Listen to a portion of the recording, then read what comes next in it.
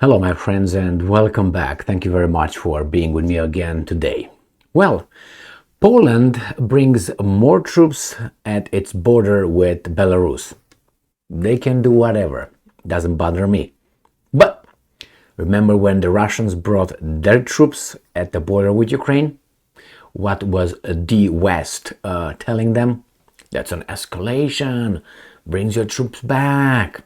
Don't deploy them on your territory at the border of Ukraine. Do you hear anything here with these guys? I know. They're gonna pick each and every detail to say, well, it's not the same thing. Of course, it's not the same thing. Those were Russians, these are Polish. From the very beginning, it's not the same thing. So you know exactly what I mean. So what's going on? Wagner, as they were portrayed, some losers. That's how they're portrayed here. Wagner, losers, became all of a sudden the boogie man of the Western world. And it's not going to be the Wagner that's going to be the boogeyman of the Western world. I'm talking about the real boogeyman. It's going to be those guys of the organized crime in Ukraine that get real good weapons, and they will settle scores on the territory of Europe, and later probably they will end up United States of America as well. And then it's going to be, oh, that's Wagner. No, those are those guys that got the weapons that you guys sent to Ukraine in Ukraine. I guarantee you they were sold, a lot of them. Well, we'll find out, right? I don't have evidence, just my experience with life and people. And it tells me that there will be a lot of hanky-panky, and there is a lot of hanky-panky of weapons. Sometimes they come and say, yes, some weapons were sold, some weapons were lost, but we found them. Yeah. You'll see, in about 5 years, I predict that there will be some organized criminal gangs in Europe doing certain things with some American-made weapons, like Vampire, for instance, or, the little ones that you use them from your shoulder, and others, unfortunately. So what's going on over here? Poland uses the Wagner presence in Belarus, I think, as a pretext. They're not like, oh my God, we are under attack. I don't think they're scared at all.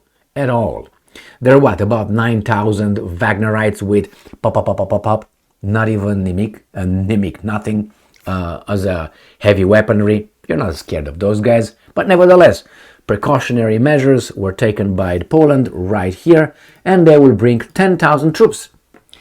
They already brought more than 1,000, now is more to come. The Kiev Independent reports that Polish defense minister said 10,000 troops to be stationed at border with Belarus. Everything is fine, no problem. But these guys are very militarized right now. And as I said many times, they buy ordered 500 HIMARS and 300 South Korean air defense systems like HIMARS. They got ordered about 500 Abrams 1 M1 tanks from the United States and so on. So they're getting ready for something, and that's not peace. But in order to have peace, you need to be armed, but it works only for some, it seems like. If other people or other countries do the same thing, no. The Polish defense minister, Mariusz Blaszczak, said on August 10 that 10,000 soldiers will be moved to the country's border with Belarus, and I'm quoting, to scare away the aggressor so that he does not dare attack us. Why are they the aggressor? I don't know. Why? Because they sent immigrants to you? They want to go to Germany? Who wouldn't want to go to Germany? Who would want to stay in Belarus if you go by that? Anyway, did they aggress you? How? But anyway, details not allowed. He told the public radio interviewer that 4,000 will directly support the border guard and 6,000 will be in the reserve. Good job. And I'm quoting, we have to be ready for various scenarios, like you invading anybody or they invading you. We do not exclude anything. Very good. That's a good attitude. Blaszczak. That's a good attitude. The numbers are double that quoted by the Polish Deputy Interior Minister Maciej Wasik. on August 9th, who said that Poland will deploy an additional 2,000 soldiers to support the border guard. Speaking to the Polish press agency PAP, Wasik said the reinforcements will be deployed in the Lublin and Podlaskie provinces within the next 2 weeks. There are already 2,000 soldiers stationed at the border along with the border guard units. Good for you. And to be nice, let's see where those guys are located. Lublin and Podlaskie or whatever. So we got Lublin right here. This is Belarus. So Lublin is this by the Brest, and I'm assuming that this is the other area because this is the border with Belarus. So along the border, obviously here, the Wagnerites supposedly are already here in this area and here. But 9,000, what are you going to do with them? Nothing, but you do whatever you want on your territory, correct? Correct, unless America gets upset and then they will change things in your country.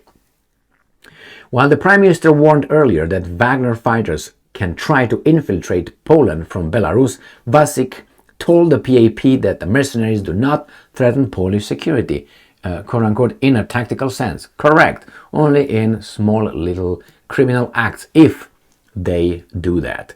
I don't think they will do that because that these guys are going to say, hey, Poland attacked Belarus attacked us, therefore they are helping them and they are housing them, so therefore we're going to do that to them, like the United States brought democracy and freedom to Iraq the same way, no? Right? Correct? And Afghanistan.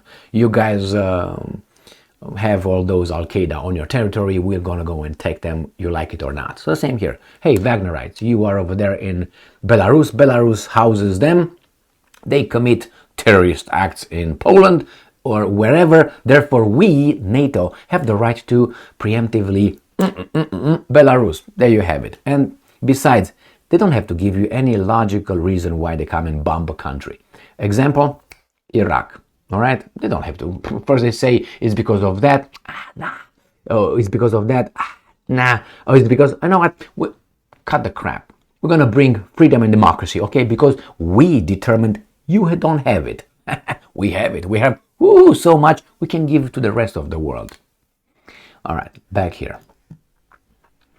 The situation on the Polish-Belarusian border has been growing tense for the past 2 years.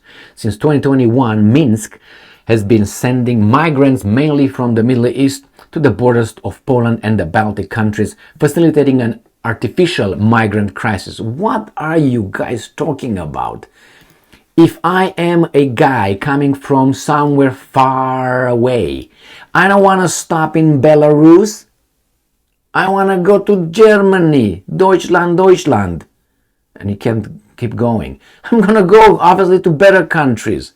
So Belarus, I want to go to Poland, and through Poland I'm going to go to Germany, and I'm going to go to these guys here, the Baltic states, either stay there or go around here and go there, or stay in Belarus, in Baltic states, which standard of living is better than in Belarus. What are you talking?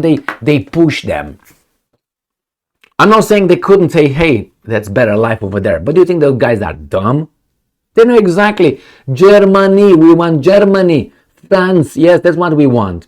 Switzerland is too much for them. But anyway, those guys are taking care of their borders. So let's see what else is here in this little article. So all these interpretations are so childish, infantile. Facilitating an artificial. What do you mean? If the migrants are in Belarus, that's not artificial. If the migrants want to go to Germany through Poland, that's not artificial. These guys are picking them and saying, oh, we're going to facilitate the migration. By what? Putting you in the buses and getting you to the border. There you have it. Now, that's probably what the Belarusians did. More or less. Okay. Recently, the tensions surged again as Yevgeny Prigozhin's Wagner Group fighters began pouring into Belarus following the short-lived uprising against the Kremlin. That the Ukrainians now claim that it was an understanding between Putin and Prigozhin. They planned the whole thing so they can get supposedly the Russian military generals that might not be loyal to Putin red-handed and get them. That's what Budanov said, right? Alexei Budanov, what? No, Budanov? No, Danilov, Oleg Danilov, a weasel. Since then, I made a video on that one, go and check it out. Since then, Wagner mercenary conducted military exercises with Belarusian soldiers in Brest Oblast near the Polish border. Brest Oblast right here, as I told you. So this is Poland right here, this is Belarus, this is Brest Oblast, this area here. And these guys were scared about what? 500 guys? Yeah. They use it as a, pretext for something else. But hey, as I said, it's their country, they do whatever they want over there. On July 29th, Polish Prime Minister Mateusz Morawiecki claimed that 100 mercenaries had been deployed near the Suwalki corridor, a strategic strip of land between Poland and Lithuania that also divides Belarus from Russia's Kaliningrad Oblast. So that was right here in the north. Where is it? This area. Because here, where this little red thing is Kaliningrad. This is Lithuania and this is Poland. So right there they deployed. So south here, and I know they deployed here in the middle. So everywhere. They're everywhere, my lord. According to the growing tension, 2 Belarusian helicopters violated, according to Polish, airspace on August 1st.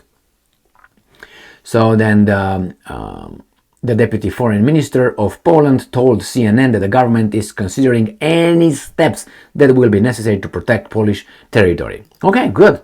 But can any other country have the same right to say they can consider any means to protect the territory? If so, that means the Russians could take care of Poland with a few in order to stop Poland providing a corridor for arms coming from the west into Ukraine. Would that be legitimate? No. Why? Because there are certain things only we can do. They cannot. Why? Let me think. Because we say we are good and we say they are bad. And as I always say, it's, good and bad, good and bad. There's the proportion between good and bad. But no, we are good, they are bad. Like a toddler mentality. And they actually, target a toddler, toddler level adult society. Because that's how they... 13-year-old juveniles. That's what the average IQ of people targeted by these guys is. As Hollywood said, well, they were at Cannes in France, and it was, 20 years ago or something, and one director, a French director, a movie director, was asked, so do you think that the French television and the movies will have a chance competing with Hollywood? And the guy said, well, as long as the Hollywood continues to focus on the 13-year-old level mentality of the world, yes, we have the other ones, the rest.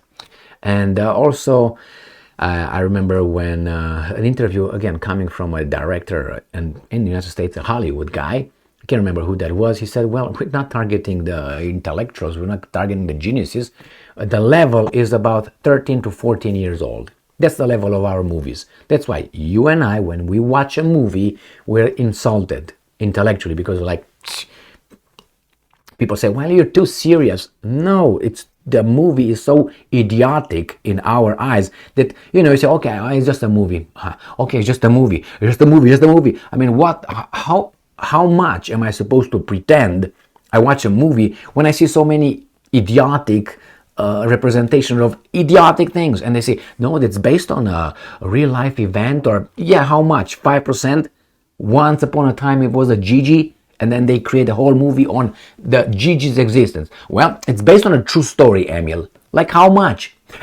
You ask too much. I would like to know, because if they're based on a true story just because Gigi existed in the 1990s, and it's all was the real story, they made up everything else. So everything else that's portrayed in that stupid movie is make-believe, just made up. It's based on a true story. Don't you hear these guys? Oh, that's based on a true story. How much? How much? 99%? I might watch it. 5%? But they don't tell you that. Why? They have the idiots. Based on a true story. Without asking the next question, okay, how much these guys invented over there? how many stereotypes they created, how much subliminal message they gave you. Jesus Christ, these guys are just 13-year-old juveniles. Thank you very much for being with me again today. Stay strong, stay smart, look for the truth, and be just.